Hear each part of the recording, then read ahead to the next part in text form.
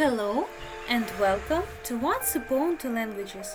Today we invite you into a gentle and magical underwater story called The Garden of Underwater Flowers. Meet Susie the Little Mermaid, who dreams of creating something beautiful in the ocean, a garden that can grow, dance and bloom under the water.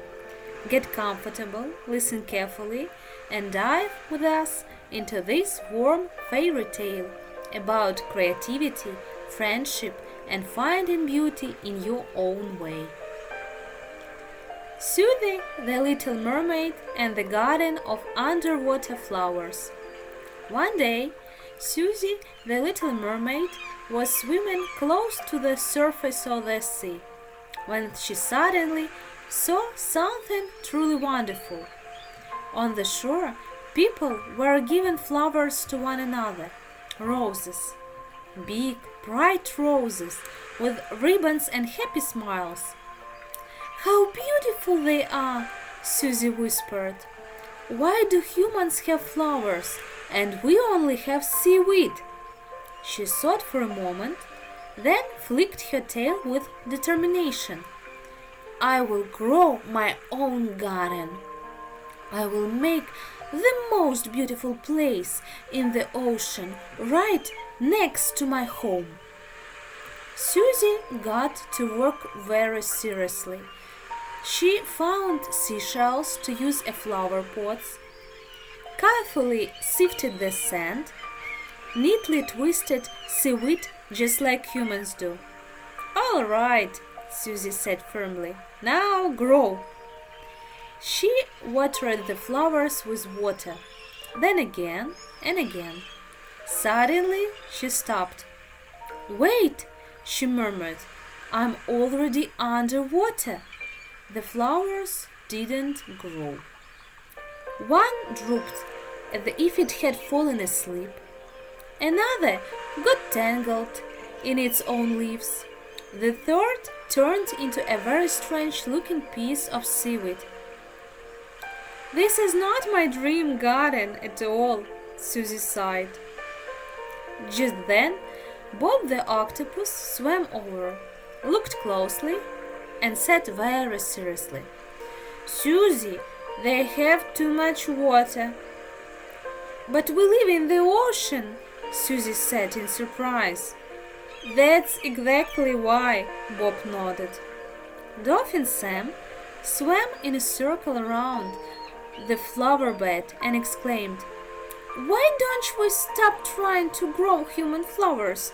Let's create flowers that love the ocean." "Flowers that love our water?" Susie asked. "Is that even possible?" "Of course," Sam smiled. "In the ocean, anything is possible." Together, they planted completely different flowers. Corals shaped like petals, glowing sea plants, soft anemones that were not afraid of being touched. The flowers turned out pink, peach, and purple, a little funny, but very beautiful. "They don't prick at all," Susie laughed happily. "And they feel good when you touch them," Bob added gently, moving his tentacles with care. The flowers softly swayed in the water, as if they were listening and smiling. When the current passed by, they danced, as if thanking them for their new home. Susie looked carefully at her garden and said, "There are no longer roses. Roses couldn't live underwater, but these flowers can." She thought for a moment and smiled. "I will call it the Garden of Underwater Flowers." Susie's mom swam over, looked at the garden, and gently said, "My dear, you didn't try to copy humans. You created something of your own." Susie smiled. "Because true beauty grows where it feels at home."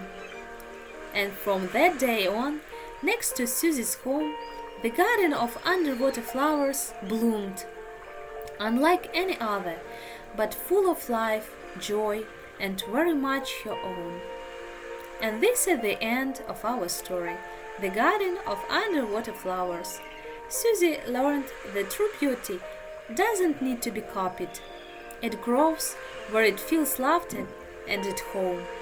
With the help of her friends, she created something unique, joyful, and truly her own. Thank you for watching. This story was written by Anastasiia Protsenko. If you enjoyed this fairy tale, please give it a like and subscribe to the channel to discover more magical underwater adventures with Susie.